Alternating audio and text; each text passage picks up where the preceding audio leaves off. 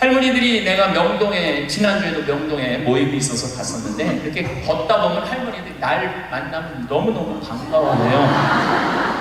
아이고 신부님 여기서 만나다니 명동 길에서. 그럼 할머니 네 분이 이렇게 만나면은 사진 찍자고, 휴대폰이 있으니까 사진 찍자고. 근데 또 찍을 줄을 모르니까 그 중에 제일 젊어 보이는 할머니한테 네가 찍으라고, 네가 제일 젊으니까. 이건 젊을수록 유리하잖아요, 휴대폰은. 근데 이 할머니 이런 말하면 나도 잘 몰라, 그래도 네가 찍어 신부님이랑, 이런 기회가 어딨어. 그러고 이제 할머니 세 분하고 나하고 이렇게 웃으면서 내가 이렇게 사진을 딱 찍으려고 웃으면은 할머니가 딱 사진을 찍으면서 하는 소리가 있어요. 신부님, 그런데 왜 내가 나와? 왜 내가 나와? 네가 나오는지 내가 나오는지도 몰라.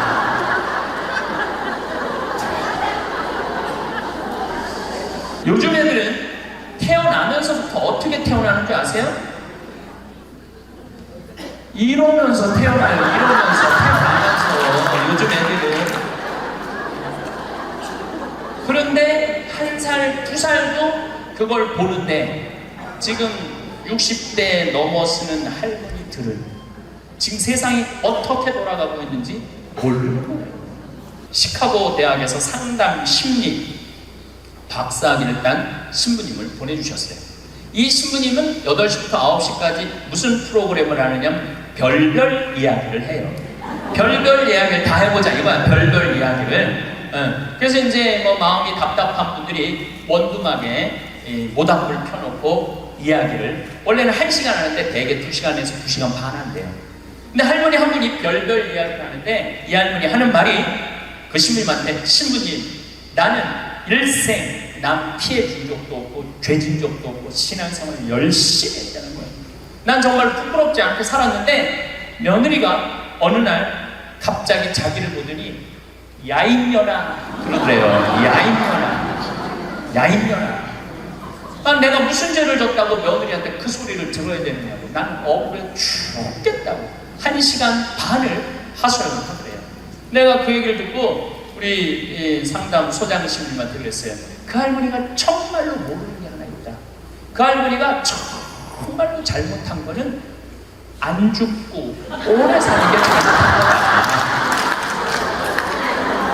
그 할머니의 잘못은 안 죽은 거다, 안 죽은 거. 옛날에는 집안에 그 장수하는 어르신이 있으면 집안에, 가문의 자랑이었어요. 근데 참 재미난 설문조사가 있었어요. 명문대학교, 요 근처에 있는 명문대학교 학생들한테 물어봤어요. 10년 전에 부모님이 몇 살까지 살기를 원하느냐고.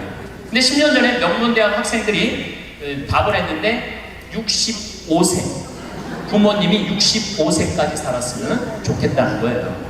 근데 또 5년 후에 또 조사를 해봤어요. 똑같은 신입생들한테 부모님들이 몇 년 더 살았으면 좋겠느냐고. 그랬더니 5년 전에는 63세로 줄어들었어요. 부모님이 63세까지 살았으면 좋겠다는 거예요. 근데 얼마 전에 또 똑같은 설문조사를 신입생들한테 했더니 몇 살까지 살았으면 좋겠냐고 그랬더니 60살까지 살았으면 좋겠다는 거예요. 다시 말해서 여기 계신 여러분들은 다 죽어야 돼. 애들의 바람이라면은 다 죽어야 돼. 그런데 부모님 생각하고 자식 생각하고 너무너무 다른 거예요. 부모님은 손자도 보고 싶고 증손자도 보고 싶고, 그런데 자식들은 다 키워갖고 할 일 다 했으니까 죽어라 이거예요. 죽어라.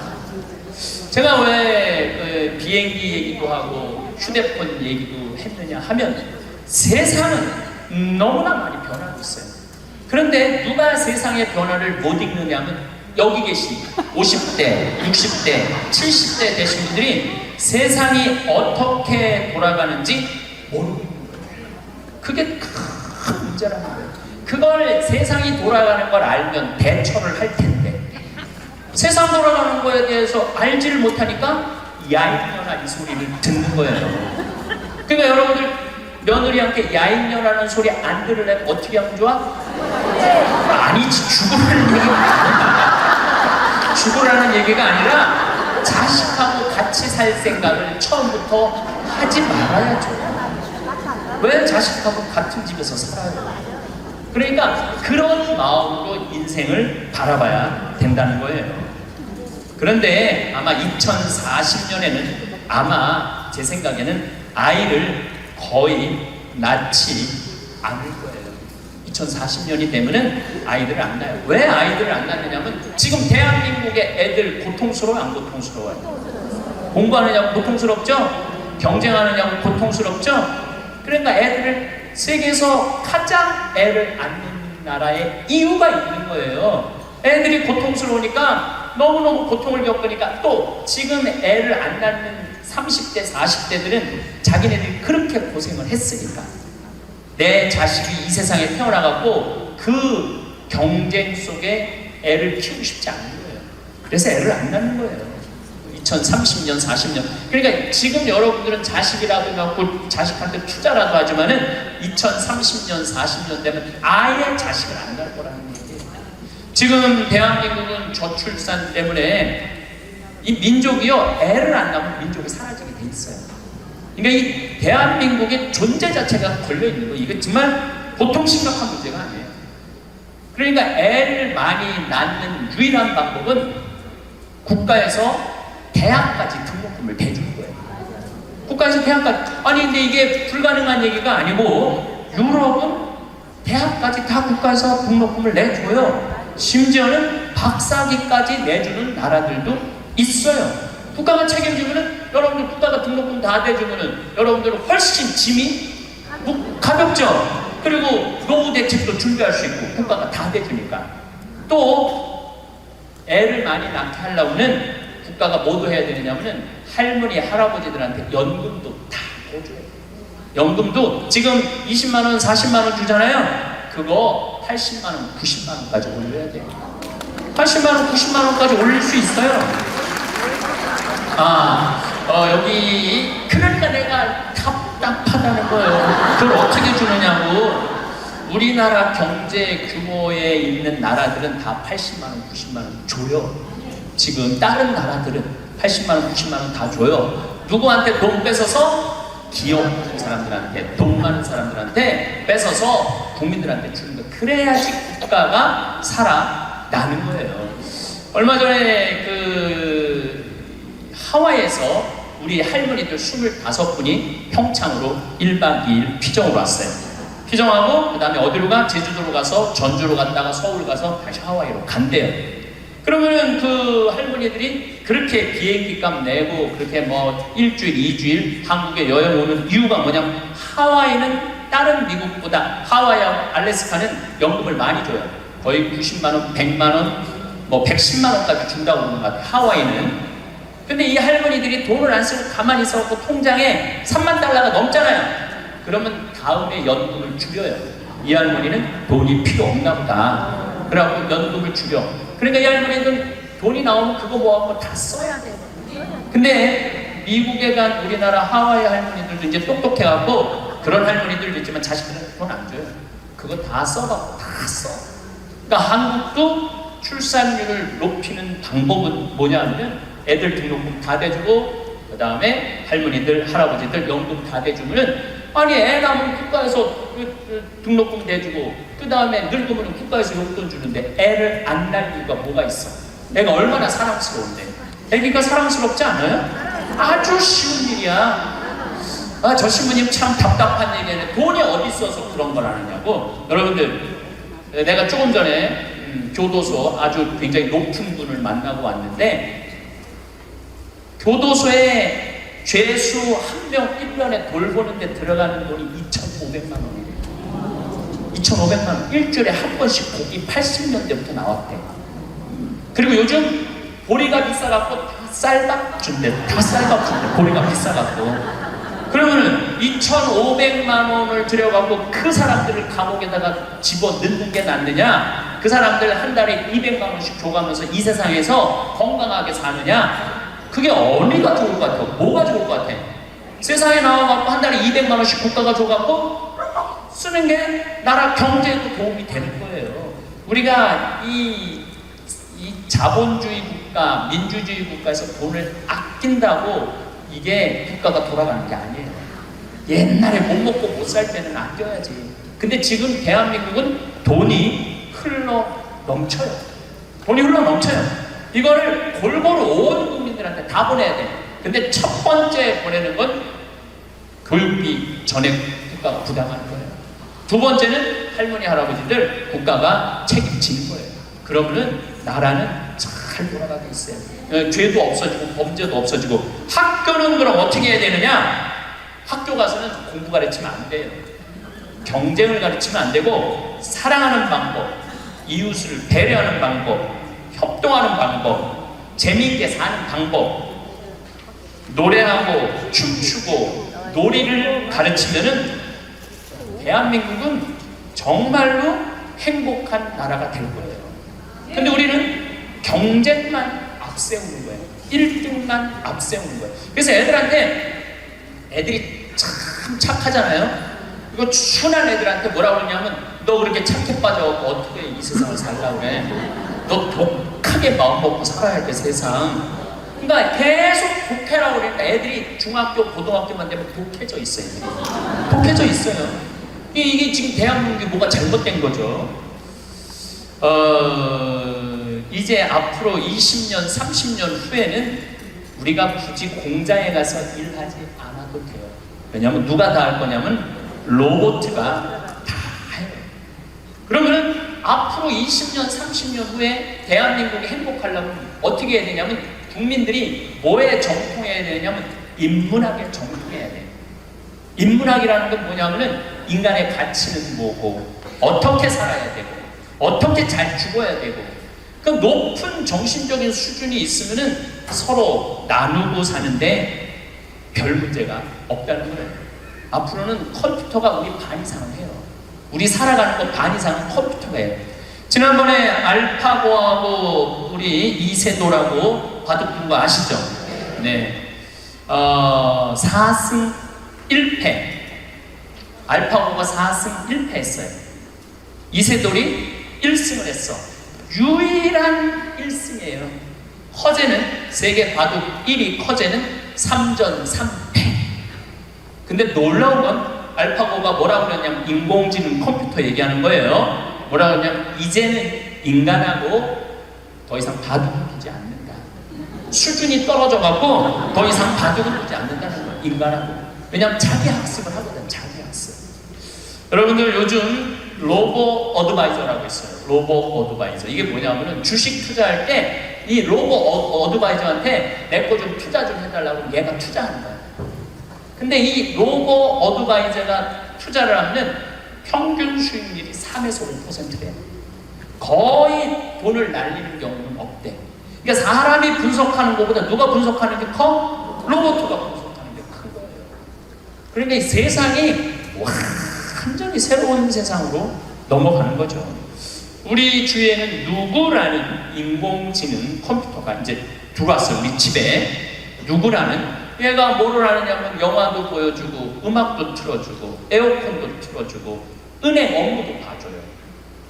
기가 막힌 거예요. 대화도 해주고 주인님 일어나시라고 그러고.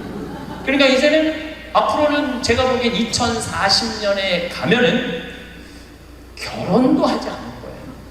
결혼도 아이를 안 낳는 게 문제가 아니라 아예 결혼을 하지 않을 거예요. 미국에서는 이제 2040년에 뭐가 나왔느냐면 성생활하는 로봇가 나왔어요. 2009년에 라스베가스에서 로봇 전시회를 했는데 록시라는 여자 컴퓨터가 나왔어요. 근데 키가 1m 70, 몸무게 54kg.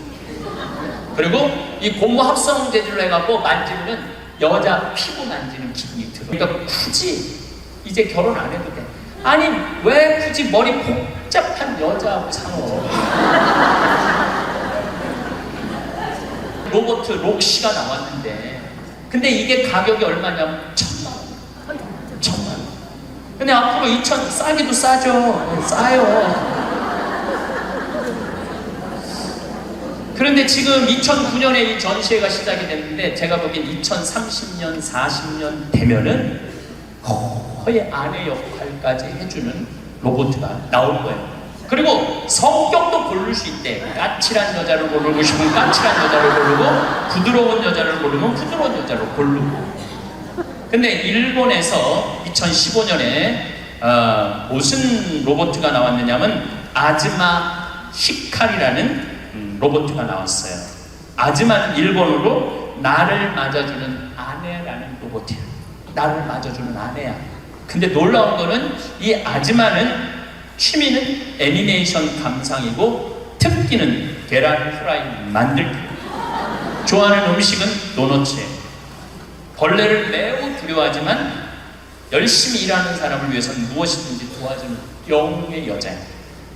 이 여자는 아침에 여보 일어나요. 출근해야죠. 남편을 깨워요. 그리고 남편이 저녁에 나 몇 시에 퇴근할 거야. 그럼 날이 더우면 에어컨을 틀어놔요. 목욕물도 데워놔요. 근데 문제는 이 꼴 저 꼴 안 보고 죽으면 되는데 그 모든 꼴을 다 봐야 돼.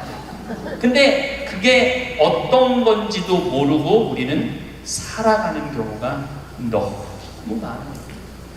이 록시를 만든 개발자의 최종 목표는 실질적인 동반자의 여자를 만드는 게 최종 목표예요. 그러니까 단순히 상담도 고민도 위로도 해주는 거죠. 2040년이 되면 어떤 로봇가 나오느냐면은 감정을 벌써 근데 감정을 느끼기 시작한다고 그래요. 감정을 느끼는 로봇가 나온대요. 그럼 감정을 느끼면은 뭐 이것도 연구하고 저것도 세상 책도 읽어보고 뭐 모든 뭐 요즘 뭐 빅데이터라는 게 있어요. 모든 정보를 모으는 거야. 근데 모든 정보를 모아봤더니 하느님이 있는 것 같아. 로봇가 생각해보기에. 그래갖고 나도 좀 세례를 받아야 되겠다. 나도 좀 신앙생활을 해야 되겠다. 그래갖고 나한테 와갖고 신부님 저 세례 좀 주세요. 저 록시가 와갖고 신부님 저 세례 받고 싶어요. 세례 줘야 돼 말아야 돼? 안 돼요? 내가 너 세례 못 줘. 그러면은 얘가 이럴 거예요. 신부님 걱정하지 마세요. 우리가 세례 주는 로봇을 만들면 돼요. 세례 주는 로봇 만들면 돼요. 이게 굉장히 복잡한 이야기인데 이게 진화의 한 과정이에요. 우리가 무슨 뭐 네안데르탈인 무슨 뭐 호모사피엔스 크로마뇽인 이게 다 진화되면서 우리가 됐잖아요. 그럼 우리가 또 진화를 해갖고 그런 DNA 조작 인간, 이 DNA 조작 인간도 제가 언제 얘기를 했냐면 1997년부터 얘기했어요. 앞으로는 DNA 조작 인간이 나올 거라고. 3D 컴퓨터 얘기는 많이 들어봤죠? 네, 그게 그 3D 컴퓨터가 자가용도 찍어내고 다 찍어내요. 근데 뭘 찍어냈느냐면 콩팥을 찍어냈어. 콩팥을 찍어내갖고 콩팥 상한 10대 소년한테 그 콩팥을 집어넣어줬어요. 완전히 바꿔준 거죠. 콩팥을 3D 컴퓨터로. 근데 걔는 지금 거의 20살이 됐는데 레슬링 선수가 돼 있어요. 그 옛날에 뭐 장기 바꾼다 막 그랬잖아요. 그게 이제 벌써 우리 앞에 와 있는 거죠. 제가 너무 앞서 나가는 것 같지만 지구를 3일 만에 한 바퀴 도는 세상에 우리가 살고 있어요. 지금은 4차 산업의 시대라고 그래요. 4차 산업의 시대. 1차 산업은 뭐냐면은 증기기관, 와트가 실린더 증기 막 보일러 막 끓여갖고 증기가 해갖고 실린더 피스톤 왔다 갔다 해갖고 증기기관. 그래서 증기기관 배, 증기기관 기차 뭐 이런 거 생긴 게 1차 산업이에요. 2차 산업은 에디슨이 전기를 발명했어요. 전기. 그래갖고 지금 이게 다 전기의 혜택 아니에요. 지금 우리가 전기 없으면은 한순간도 못 살 거예요. 여러분들 냉장고, 밥하는 거, 뭐 뭐든지 세탁기 다 뭘로 돌려? 전기로 돌려요. 그런데 1980년대부터 본격적으로 이제는 누구의 시대가 왔느냐면 컴퓨터 시대가 왔어요. 거기에 혁신적인 사람이 벌써 죽었지만 스티브 잡스라는 사람이에요. 이제는 컴퓨터가 이제 끝나갖고 인공지능이 와갖고 이제는 4차 산업의 시대로 접어들고 있어요. 4차 산업. 4차 산업의 시대는 우리 인간하고 DNA 조작 인간하고 그 다음에 인공지능 인간하고 공유하는 세상이 온다는 거예요. 공유하는 세상이, 완전히 새로운 세상이 펼쳐지죠. 세상이 어떻게 돌아가며 어떻게 살 것인가 확실한 가치관이 서 있지 않는 한 그냥 어벙어벙하고 살다가 죽는 거예요. 그러니까 내가 이 복잡한 세상을 조금이라도 들여봐야 되겠구나 하고 공부를 하는 사람들이 많다는 거예요. 그 며칠 전에 이 동창신부 25주년이라 미사 같이 봉헌을 했어요. 내가 너무너무 사랑하는 동창신부라 분당에 가갖고, 근데 또 뭐 같은 신부님이 와갖고 얘기를 하는데, 자기가 오스트리아 대사가 자기를 초청해갖고 오스트리아를 갔는데 아주 시골을 갔대요. 근데 할머니 6이서 커피를 이렇게 찻집에서 놓고 토론을 하는데 너무너무 진지하게 토론을 하더래. 근데 뭐 말을 못 알아들으니까 그 대사한테 물어봤대요. 저 지금 무슨 토론하는 거냐고. 할머니 한 분은 철학가의 얘기를 하고, 한 할머니는 음악에 대해서 얘기하고, 한 할머니는 미술에 대해서 얘기하고, 한 할머니는 지금 이 세상에 돌아가는 정치 얘기를 토론을 몇 시간씩 하고 앉아있기 때문에. 근데 그거는 저는 뭐 유럽을 다닐 때도 그렇고 미국을 다닐 때도 그렇게 토론한 할머니 할아버지들이 토론하는 모습을 많이 봐요. 또 자식 손자들한테도 그 깊은 얘기를 해줘요. 근데 대한민국의 할머니들을 이렇게 가만히 생각해 보면은 그렇게 토론을 할 수 있는 할머니들이 얼마나 있을까? 이거 물어보고 싶어요.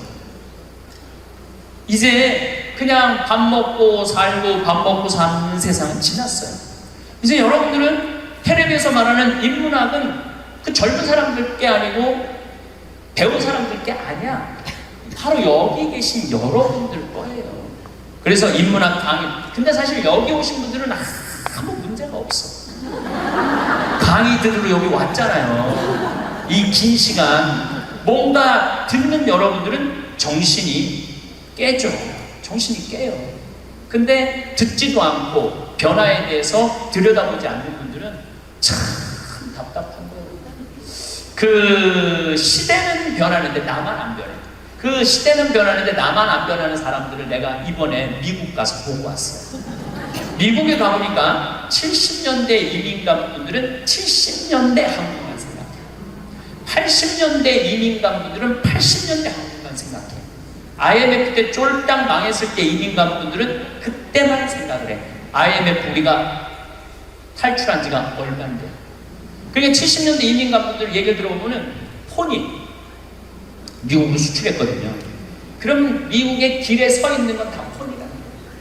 그거 무슨 깡통 찌그러뜨려갖고 폰이를 만들어갖고 수출했다고 그래요. 그러니까 자기는 한국차 안 산다는 거예요. 근데 폰이 만든 지가 언제인데 아직 폰이 있네. 한국에 폰이도 없는데. 한국의 요즘 제노시스는 미국 평가에 거의 1위를 참 많이 해요. 그리고 많이 팔리고. 그리고 내가 우리나라 차들을 타보면요, 벤츠, BMW 부럽지 않아요. 정말로 차 잘 만들어요. 그런데 70년대 생각만 하는 거예요. 들여다보면 기회가 없으니까. 한국에 30년 동안 안 와봤으니까 그때 얘기를 하는 거예요. 또 이번에 시카고 강의를 갔는데 시카고는 눈이 많이 온대요. 근데 이 시카고는 눈이 오면은 눈 떨어지기 전에 제설차가 기다리고 있다가 눈이 떨어지면 팍 친다. 내가 강원도 산다니까 강원도는 제설차가 2대밖에 없지만은 우리는 눈 떨어지기 다 친다는 거예요. 그분은 80년대 이미 감독이에요. 제가 강원도 평창에서 살잖아요. 평창도 요즘 눈 떨어지기 전에 제설차 기다리고 있다가 떨어지기 전에 다 쳐요. 염화칼슘 뿌리고. 제가 12월 달에 매일 강의 나오잖아요. 거기 눈 많이 와요. 그러면은 새벽에 보면 다 눈 치는 소리가 들려요. 그러면은 운전하고 나오는 거예요. 그러니까 모르는 거지. 들여다보진 않았으니까. 그리고 자기가 옳다고 고집 주장을 피는 거죠. 근데 가만히 내가 미국에 이민 가신 분들을 보니까 이분들은 미국 책도 안 읽고 한국 책도 안 읽더라고. 근데 미국의 이민간분들이 대개 경력을 보면 서울대 졸업한 분들 않아요. 영어 할 줄 알아야지 가잖아요. 그런데도 변화에 적응하지 않으니까 못 견디더라고요. 사람은요, 끝도 없이 공부를 해야 돼요.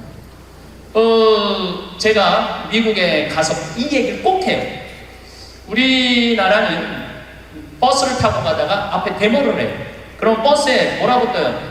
목적지까지 제 시간에 못 갈 것 같다. 여기 내려가고 지하철 몇 호선 여기 있으니까 타고 가면은 될 것 같다. 그런 자막이 떠. 그리고 내가 오는 내 차 기다리는 차가 그거 전부 다 뜨죠? 예. 미국은 상상도 못하는 일이에요. 미국은.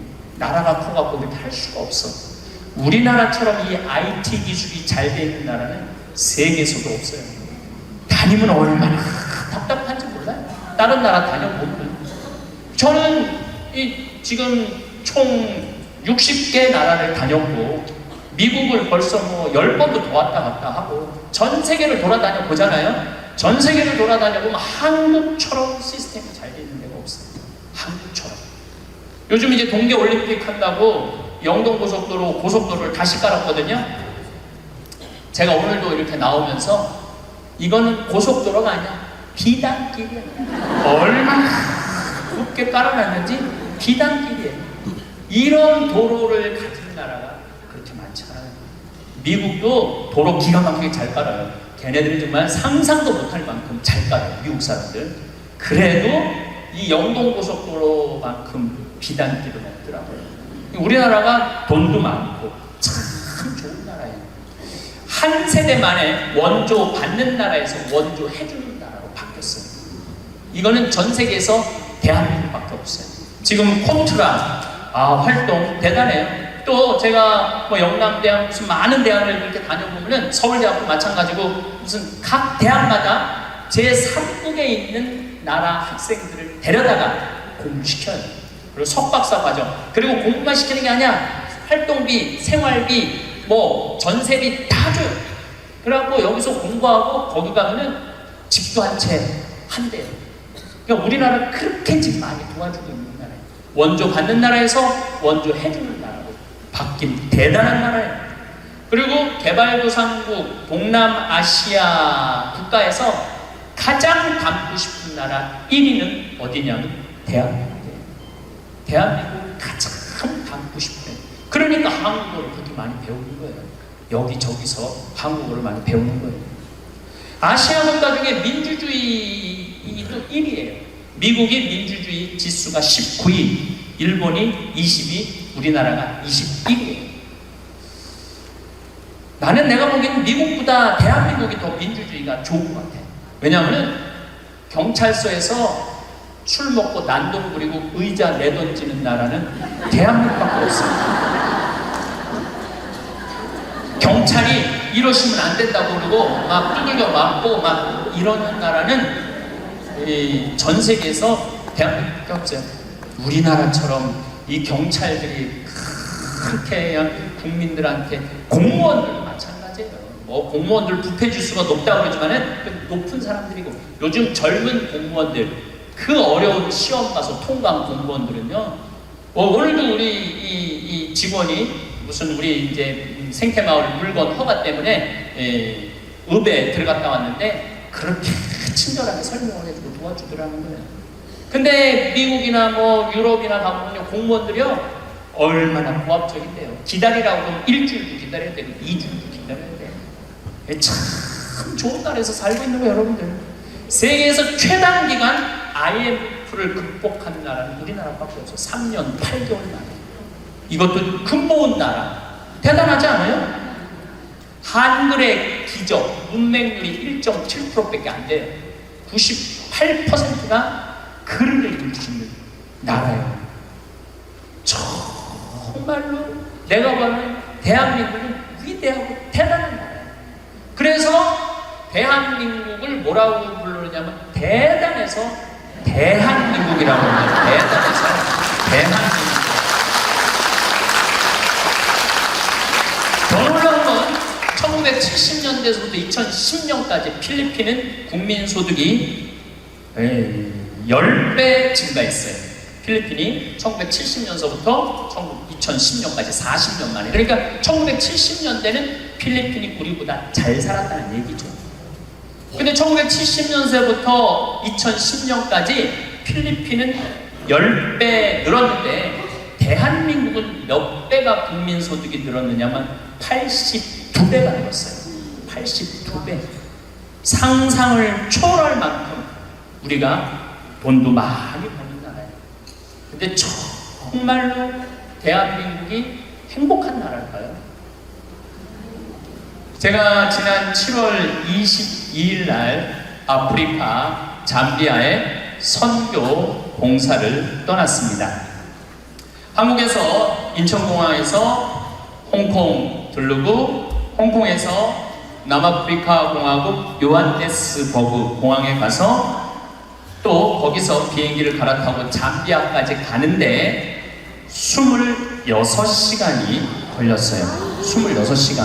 많은 분들은 이야 그러는데, 내가 만약에 1000년 전에 한국에서 잠비아를 갔다면은 1년이 걸려도 못 가요. 1년이 걸려도. 아마 제 생각에는 가다가 죽었을지도 몰라요. 가다가. 그런데 그런 아프리카 잠비아를 저는 벌써 8번을 갔다 왔어요. 그러니까 8번을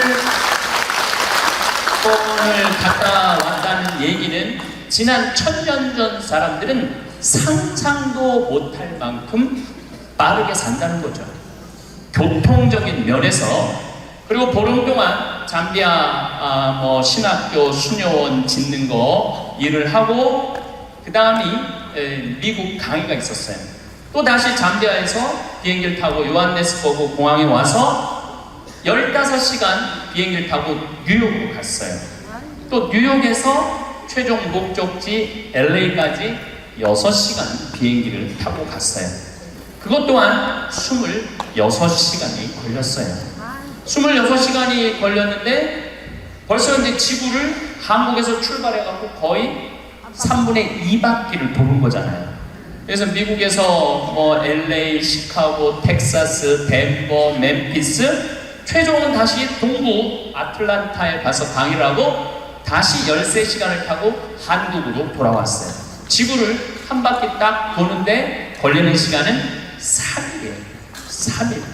지구를 한 바퀴 도는데 걸린 시간이 3일이에요.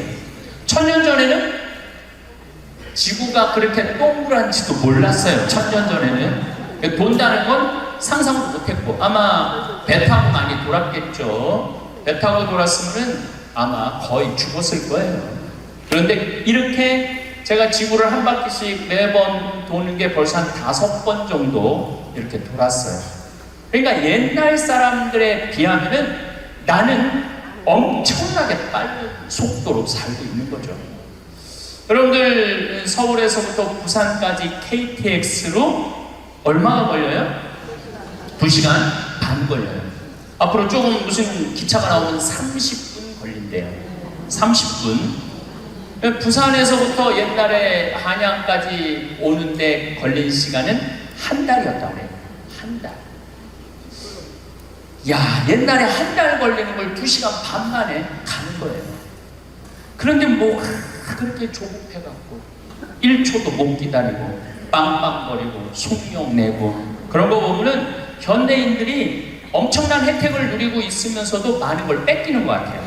저는 요즘 운전을 할 때 거의 과속을 하지 않아요. 요즘 내비게이션으로 여기 딱 찍으면은 평창에서부터 삼성산까지 2시간 반 정도 걸려요. 그러면 한 30분 전에 오면은 그냥, 또 요즘 차가 좋아갖고 프로조라는 걸 걸어놓으면 앞차고 간격을 자기가 알아서 껴드는 차들은 다 껴줘요. 추월하겠다는 차는 다 추월하고. 근데 예전에는 나도 급하게 다닐 때는 운전이 스트레스가 많았어요. 근데 껴줄 거 다 껴주고 양보할 거 다 양보하고 그냥 앞차 따라오니까 운전이 그렇게 편안하더라고요. 여러분들도 너무 급하게 살지 마세요. 급하게 안 살아도 옛날 사람들보다는 제가 보기 1000배 빨리 살고 있는 거예요. 급할 게 하나도 없더라고요. 근데 교통보다 더 더 무서운 변화가 있어요. 교통보다 통신. 1960년대는 여러분들 집에 무슨 전화기가 있었죠? 돌리는 다이얼 전화기가 있었죠? 네. 1970년대 후반, 80년대 막 초에 들어서서는 뭐가 있는지 누르는 전화기가 나왔어요. 그리고 80년대 중반에는 집안에서 무선 전화기가 있었어요. 그러니까 이 거실에 이 돌리는 전화기 있을 때는 바람을 피고 싶어도 필 수가 없었어요. 거실에서 통화를 해야 되니까. 근데 이거는 뭐 화장실에 가서 들고 가서 해도 되고 그러니까 이 세상이 변하기 시작한 거죠.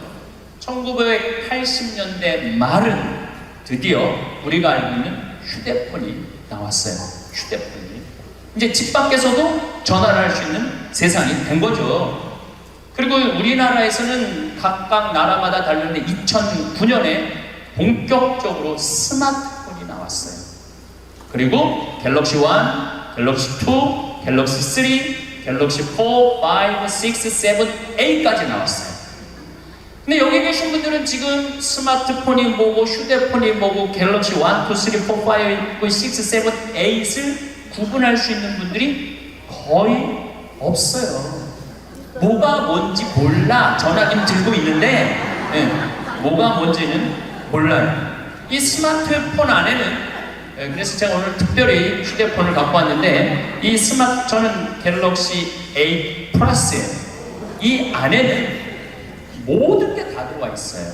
이걸로 내 차 시동도 걸을 수 있고 이걸로 텔레비도 볼 수 있고 동영상도 볼 수 있고 음악도 들을 수 있고 인터넷도 할 수 있고 유튜브도 볼 수 있고 이게 못하는 게 없어요. 정말 못하는 게 요 조그만 거 안에 못하는 게 없어요. 1960년대 컴퓨터가 처음 나왔을 때 컴퓨터 미사일 궤적 계산하느냐고 컴퓨터를 썼어요. 그 컴퓨터 크기는 30톤이었어요. 30톤. 그러니까 이 앞에 앉아 계신 여러분들 그런데 그거보다도 이게 성능이 더 좋아요.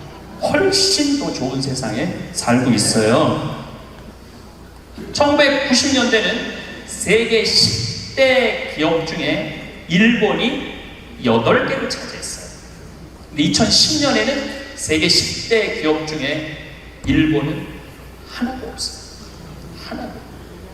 지금은 삼성이 그래도 10대 기업에 들어가 있어요. 세계 10대. 지금은 구글, 애플, 페이스북, 아마존. 근데 여기 계신 분들 중에 구글이라는 거가 있는데 그게 뭐 다 알지를 못해. 근데 구글하고 페이스북, 아마존은 텔레비전에 선전을 안 해요. 그리고 구글은 물건을 팔지 않아요. 인터넷으로만 파는데 이 기업의 가치는 700조예요. 700조. 그래갖고 이 요즘 오로지 이 휴대폰 컴퓨터가 시장이 얼마냐면 4,300조예요. 4,300조. 네? 상상도 못할 만큼 크죠. 제가 산호세에 있는 구글 본사에 갔었어요. 정말로 기가 막히더라고요. 왜냐하면 모든 복도에 먹을 걸 다 놔둬요. 직원들을 위해서. 그리고 거기서 자기가 중간에 뭐 일하다가 수영하고 싶으면 요만한데 물 이렇게 내려와서 수영도 하고 모든 식당의 밥을 다 먹을 수 있어요. 근데 걔네들은 물건을 팔지 않아요. 그런데도 어마어마한 돈을 벌어요. 그게 뭐 때문이냐면 컴퓨터, 휴대폰 때문에 그래요. 세상은 너무나 많이 변하고 있죠. 삼성이 올해 수출액이 2,000억 달러가 넘어가요. 삼성이 올해 수출액이 2,000억 달러. 헝가리보다 더 많이 수출해요. 헝가리라는 나라보다도 기업 하나가 훨씬 더 많이 수출을 하죠. 제가 논문을 쓸 때 타자기로 논문을 썼어요. 근데 딱 신고가 되니까 286 컴퓨터, 386 컴퓨터, 486 컴퓨터, 586 컴퓨터, 메가 컴퓨터, 기가 컴퓨터가 나왔어요. 그때는 막 이만한 건데 요즘은 요만한 컴퓨터로 나와요. 제가 왜 이런 말씀을 드리느냐 하면 50살 이상부터는 컴퓨터에 대해서 깜깜해요. 휴대폰에 대해서 깜깜해요. 세상은 컴퓨터, 휴대폰 세상으로 살아가고 있는데 여기 계신 분들은 깜깜이로 살아가는 거야. 깜깜이로 살아가는 거예요. 그런데 문제는 뭐 그런 거 있어도 무슨 문제야. 그냥 살면 되지. 그런데 깜깜한 상태로서 몇 년을 살아야 되느냐면 50년을 더 살아요. 깜깜한 상태에서 50년. 아침에 눈을 뜨면서 문득 이런 생각이 듭니다. 언제부터 세상이 이렇게 빨라졌을까요? 어제 같은데 벌써 오늘이고 이번 달이 시작된 것 같은데 벌써 달력을 넘기고 있습니다. 시간만 빠른 게 아닙니다. 우리 주변의 모든 것들이 눈칼 사이에 변해버리고 있어요. 얼마 전까지만 해도 멀리 사는 자식에게 안부를 묻기 위해서는 편지를 써야 했습니다. 정성스럽게 한자 한자 써내려가고 우표를 붙여 우체통에 넣으면 며칠 후에야 소식이 전해졌지요. 급한 일이 있으면 비싼 장거리 전화를 걸어야 했고 그마저도 집에 있을 때만 가능했습니다. 그런데 지금은 어떤가요? 손바닥만 한 작은 기계 하나로 언제 어디서든 얼굴을 보며 대화할 수 있습니다. 멀리 떨어진 손자가 첫걸음을 떼는 순간도 학교에서 상을 받는 모습도 실시간으로 볼 수 있게 되었어요. 이 작은 기계는 참으로 신기합니다. 전화만 되는 게 아니라 사진도 찍고 음악도 들을 수 있고 궁금한 것이 있으면 무엇이든 물어볼 수 있습니다. 예전에는 국어사전이나 백과사전을 뒤져야 했던 일들을 이제는 몇 초 만에 해결할 수 있지요. 길을 잃었을 때도 지도를 펼쳐보던 시절이 있었는데 이제는 목적지만 말하면 친절한 목소리가 길을 안내해줍니다. 교통수단의 변화는 더욱 놀랍습니다. 젊은 시절 고향에서 서울까지 가려면 하루 종일 걸렸던 기억이 납니다. 새벽 일찍 집을 나서서 버스를 갈아타고 기차를 타고 다시 버스를 타면서 해가 질 무렵에야 도착할 수 있었어요. 그런데 지금은 2시간이면 충분합니다. 더 멀리 부산까지도 반나절이면 갈 수 있고 비행기를 타면 몇 시간 만에 다른 나라에 도착할 수 있어요. 이런 변화를 보면서 참 많은 생각이 듭니다. 편리해진 것은 분명하지만 때로는 너무 빨라서 숨이 차기도 합니다. 예전에는 계절이 바뀌는 것도 천천히 느낄 수 있었는데 이제는 어느새 봄이 지나고 여름이 오고 또 어느새 가을이 되어버려요. 하지만 이런 변화 속에서도 변하지 않는 것들이 있습니다. 가족을 사랑하는 마음, 이웃과 나누는 정, 서로를 배려하는 마음은 내나 지금이나 똑같이 소중합니다. 오히려 세상이 빨라질수록 이런 따뜻한 마음들이 더욱 빛을 발하는 것 같아요. 기술이 발달하고 세상이 편리해졌다고 해서 우리가 그 변화에 휩쓸려만 살 필요는 없습니다. 새로운 것들을 배우되 우리만의 속도로 우리가 필요한 만큼만 받아들이면 됩니다. 손자가 스마트폰 사용법을 가르쳐 줄 때 처음에는 어색하고 어려웠지만 조금씩 익숙해지니 정말 유용하더군요. 멀리 사는 친구들과도 자주 연락할 수 있게 되었고 좋아하는 음악도 언제든 들을 수 있게 되었습니다. 세상의 변화 속도가 빨라진 것은 사실이지만 그렇다고 해서 우리가 조급해할 필요는 없어요. 변화를 관찰하고 이해하려는 마음, 새로운 것을 배우려는 열린 자세만 있다면 충분합니다. 나이가 들었다고 해서 배움을 멈출 이유는 없으니까요. 오히려 오랜 경험과 지혜가 있기에 세상의 변화를 더 깊이 이해할 수 있을 것입니다. 결국 중요한 것은 변화하는 세상 속에서도 우리다운 삶을 사는 것입니다. 새로운 기술의 도움을 받되 그것에 의존하지 않고 빨라진 세상의 속도에 맞춰가되 우리만의 리듬을 잃지 않는 것이지요. 그런 균형 속에서 우리는 더욱 풍요롭고 의미 있는 삶을 살아갈 수 있을 것입니다. 세상이 빨라진 것만큼이나 우리 사회의 모습도 많이 달라졌습니다. 동네를 걸어보면 예전과는 사뭇 다른 풍경이 눈에 들어와요. 놀이터에서 뛰어노는 아이들의 웃음소리가 예전만큼 들리지 않고 대신 공원 벤치에는 또래 친구들과 담소를 나누는 분들이 더 많아졌습니다. 이것이 바로 우리가 살고 있는 시대의 모습이에요. 아이들이 줄어들고 있다는 이야기를 뉴스에서 자주 듣게 됩니다. 예전에는 한 집에 자녀가 셋, 넷은 기본이었는데 이제는 하나 낳기도 어려워하는 젊은 부부들이 많아졌어요. 물론 그들을 탓할 수는 없습니다. 집값은 하늘 높은 줄 모르고 치솟고 아이 하나 키우는데 드는 비용도 만만치 않으니까요. 좋은 교육을 시키려면 더 많은 돈이 필요하고 맞벌이를 해야 하는 상황에서 아이를 돌봐줄 사람을 찾기도 쉽지 않습니다. 그러다 보니 자연스럽게 우리 같은 나이 든 사람들의 비중이 높아지고 있어요. 이것을 좋지 않은 일로만 보는 시각도 있지만 저는 조금 다르게 생각합니다. 오랜 세월을 살아오면서 쌓은 경험과 지혜가 있는 우리들이 사회에서 더 큰 역할을 할 수 있는 기회가 아닐까요? 이웃을 둘러보면 정말 다양한 모습들이 보입니다.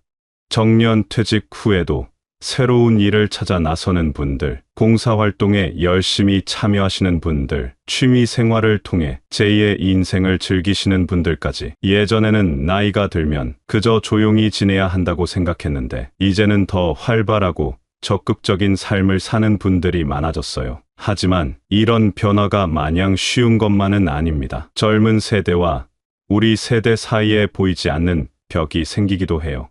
서로 다른 시대를 살아온 만큼 생각하는 방식도 중요하게 여기는 가치도 다를 수밖에 없습니다. 때로는 손자, 손녀와 대화를 나누다가도 서로를 이해하기 어려운 순간들이 있지요. 그럼에도 불구하고 가족이라는 끈은 여전히 소중합니다. 형태는 달라졌을지 몰라도 서로를 아끼는 마음은 변하지 않았어요. 예전처럼 대가족이 한 집에서 사는 경우는 드물어졌지만 그 대신 각자의 공간을 존중하면서도 필요할 때는 서로 도움을 주고받는 새로운 가족 문화가 생겨나고 있습니다. 사회 전체적으로도 이런 변화에 맞춰 새로운 제도들이 생겨나고 있어요. 아이를 키우는 부모들을 돕기 위한 지원책들, 우리 같은 나이든 사람들이 건강하고 보람된 삶을 살 수 있도록 하는 프로그램들이 점점 늘어나고 있습니다. 완벽하지는 않아도 사회가 함께 해결책을 찾아가려고 노력하는 모습을 보면 희망적이에요. 결국 이런 사회 변화를 바라보는 우리의 시각이 중요한 것 같습니다. 예전이 좋았다며 과거에만 머물러 있기보다는 지금의 현실을 받아들이고 그 안에서 우리가 할 수 있는 역할을 찾아가는 것이 필요해요. 우리가 가진 경험과 지혜를 젊은 세대와 나누고 그들의 새로운 생각과 에너지를 배우며 함께 더 나은 사회를 만들어가는 것입니다. 변화하는 사회 속에서 우리는 단순히 보호받아야 할 존재가 아니라 여전히 사회에 기여할 수 있는 소중한 구성원입니다. 나이가 들었다고 해서 우리의 역할이 끝난 것이 아니라 오히려 새로운 형태의 역할이 시작되는 것일지도 모르니까요. 요즘 뉴스를 보다 보면 로봇에 대한 이야기가 자주 나옵니다. 처음에는 그저 먼 미래의 이야기인 줄 알았는데 어느새 우리 생활 곳곳에 스며들고 있어요. 은행에 가면 사람 대신 기계가 업무를 처리해주고 마트에서는 계산대에 사람이 없어도 물건값을 계산할 수 있습니다.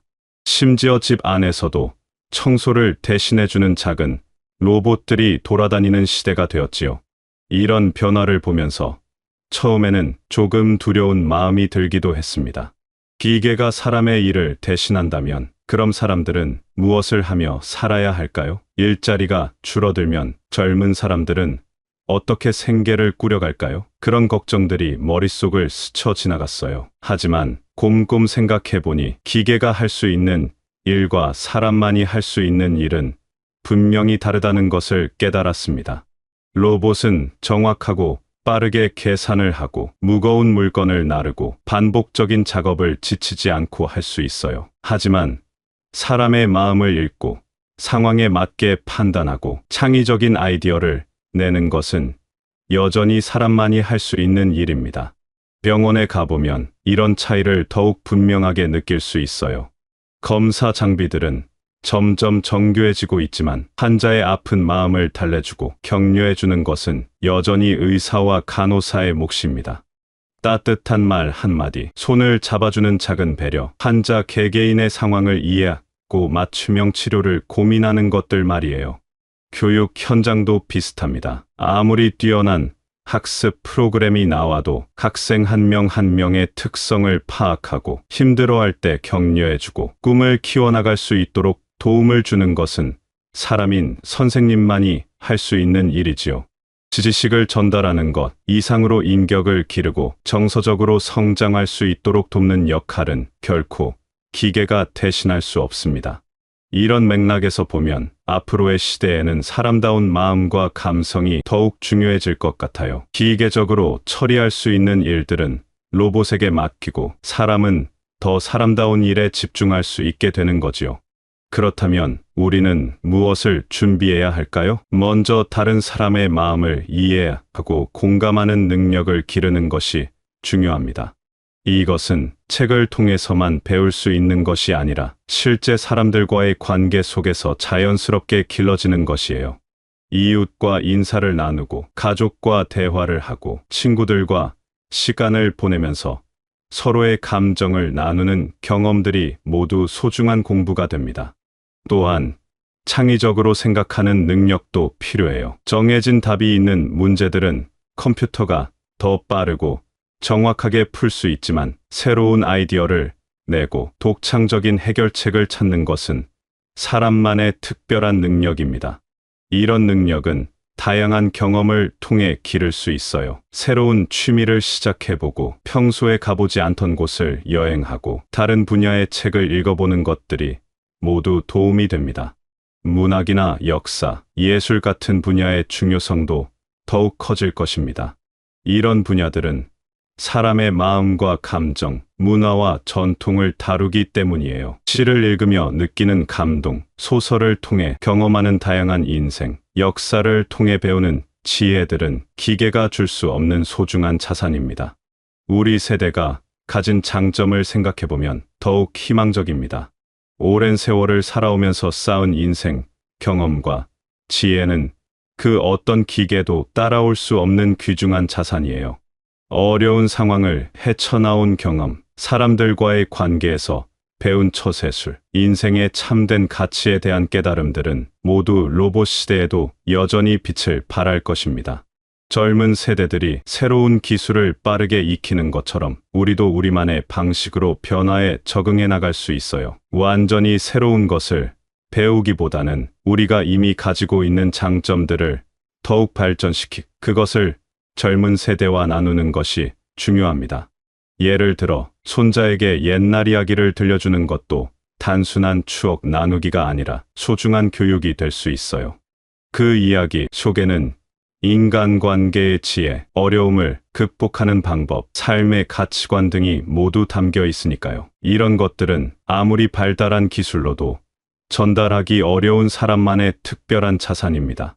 결국 로봇 시대가 온다고 해서 사람의 가치가 줄어드는 것이 아니라 오히려 진정한 인간다움의 가치가 더욱 부각되는 시대가 될 것 같아요. 기계가 할 수 있는 일은 기계에게 맡기고 사람은 더 사람다운 일에 집중할 수 있게 되는 거지요. 그러니 두려워하지 말고 우리만의 준비를 해나가면 됩니다. 사람을 사랑하는 마음, 다른 이를 배려하는 정신, 삶의 지혜와 경험을 나누는 따뜻함 등을 계속 기르고 발전시켜 나가는 것입니다. 이런 것들이야말로 앞으로의 시대에 가장 소중한 자산이 될 테니까요. 이렇게 빠르게 변화하는 세상 속에서 가장 중요한 것은 무엇일까요? 바로 세상이 어떻게 돌아가는지를 이해하려는 마음가짐이라고 생각합니다. 젊은 시절에는 바쁜 일상에 쫓겨서 깊이 생각할 여유가 없었지만 이제는 조금 더 여유롭게 주변을 둘러보고 세상의 흐름을 읽어볼 수 있는 시간이 생겼어요. 세상을 이해한다는 것은 거창한 학문을 공부하는 것이 아닙니다. 매일 아침 신문을 읽으며 오늘 무슨 일이 일어났는지 알아보고 뉴스를 보며 사회가 어떤 방향으로 흘러가고 있는지 파악하는 것부터 시작할 수 있어요. 때로는 이해하기 어려운 일들도 많지만 그렇다고 해서 관심을 끄고 살 수는 없습니다. 우리도 이 사회의 일원이니까요. 요즘 젊은 사람들이 어떤 생각을 하며 사는지 궁금할 때가 있습니다. 우리가 젊었을 때와는 완전히 다른 환경에서 자라났을 텐데 그들의 고민과 꿈은 무엇일까요? 손자, 손녀와 대화를 나누다 보면 때로는 이해하기 어려운 부분들이 있어요. 하지만 그럴 때마다 그들을 이해하려고 노력합니다. 서로 다른 시대를 살아온 만큼 생각이 다를 수 있다는 것을 받아들이고 대신 그 차이를 좁혀나가려 애쓰는 거지요. 변화를 두려워하지 않는다는 것은 말처럼 쉬운 일이 아닙니다. 살아온 세월이 길수록 익숙한 것에 안주하고 싶은 마음이 커지는 것이 자연스러워요. 하지만 변화를 완전히 거부하고 살 수는 없습니다. 세상은 계속 변하고 있고 우리도 그 변화의 물결 속에서 살아가고 있으니까요. 그렇다고 해서 모든 변화를 무조건 받아들여야 한다는 것은 아닙니다. 우리에게 도움이 되고 삶을 더 풍요롭게 만들어주는 변화는 적극적으로 받아들이되 그렇지 않은 것들은 적당한 거리를 두고 지켜볼 수도 있어요. 중요한 것은 변화에 대해 열린 마음을 갖는 것입니다. 예를 들어 스마트폰 사용법을 배우는 것도 처음에는 어려웠지만 익숙해지니 정말 편리했어요. 멀리 사는 가족들과 영상 통화를 하고 궁금한 것이 있으면 즉시 찾아볼 수 있고 길을 잃었을 때도 도움을 받을 수 있게 되었습니다. 물론 모든 기능을 다 알 필요는 없어요. 우리에게 필요한 것들만 골라서 배우면 됩니다. 배움에는 나이가 없다는 말이 있습니다. 정말 그런 것 같아요. 새로운 것을 배울 때마다 뇌가 활발해지는 느낌이 들고 세상을 보는 시각이 조금씩 넓어지는 것을 경험할 수 있습니다. 꼭 어려운 것을 배울 필요는 없어요. 새로운 요리법을 익혀보거나 처음 해보는 취미활동을 시작하거나 평소에 관심 없던 분야의 책을 읽어보는 것만으로도 충분합니다. 건강을 챙기는 것도 중요한 배움 중 하나예요.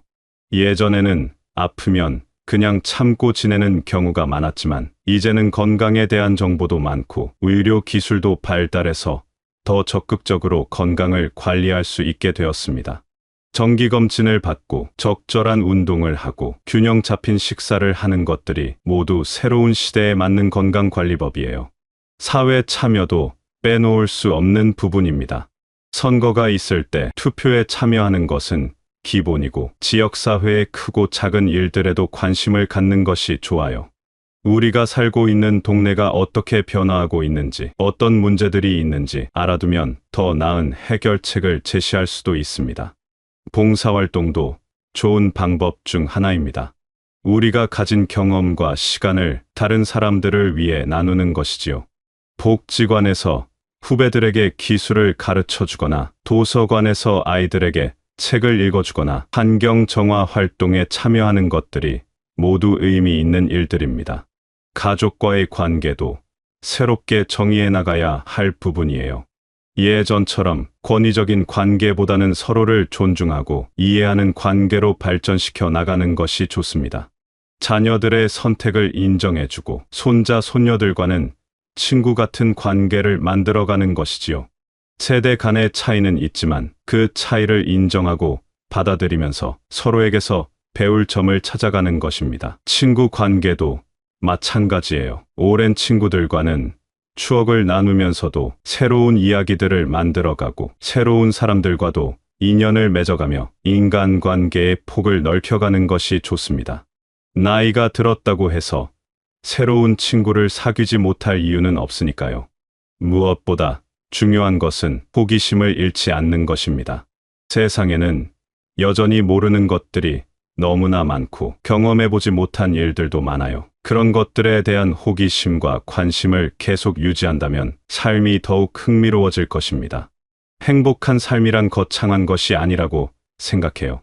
매일매일 작은 기쁨들을 찾아가며 의미 있는 일들을 하며 사랑하는 사람들과 시간을 보내는 것이 진정한 행복이 아닐까요? 변화하는 세상 속에서도 이런 소소한 행복들을 놓치지 않고 살아간다면 그것만으로도 충분히 의미 있는 삶이라 할 수 있을 것입니다. 이렇게 긴 이야기를 나누다 보니 문득 이런 생각이 듭니다. 우리가 살아온 시간들이 결코 헛되지 않았다는 것을요. 빠르게 변화하는 세상 속에서 때로는 뒤처지는 것 같고 젊은 사람들을 따라가기 어려운 것 같아서 위축되기도 하지만 사실 우리에게는 그들이 가지지 못한 소중한 것들이 있습니다. 오랜 세월을 살아오면서 겪은 수많은 경험들, 그 속에서 얻은 지혜와 통찰, 사람에 대한 깊은 이해와 따뜻한 마음씨, 이 모든 것들이 바로 우리만의 특별한 자산이에요.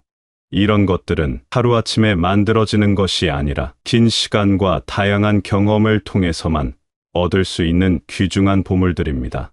세상이 아무리 빨라져도 기술이 아무리 발달해도 사람의 마음을 읽고 위로해주는 것, 인생의 어려운 순간에 지혜로운 조언을 해주는 것, 따뜻한 사랑으로 가족을 돌보는 것은 여전히 우리가 가장 잘할 수 있는 일들입니다. 그러니 너무 조급해하지 마세요. 모든 것을 다 알아야 하고 모든 변화에 다 맞춰가야 한다는 부담을 가질 필요는 없어요. 우리는 우리만의 속도로 우리에게 필요한 것들을 하나씩 배워가면 됩니다. 완벽하지 않아도 괜찮고 때로는 실수를 해도 괜찮습니다. 중요한 것은 포기하지 않고 계속 나아가려는 마음이니까요. 변화하는 세상 속에서도 변하지 않는 것들이 있다는 것을 기억하세요.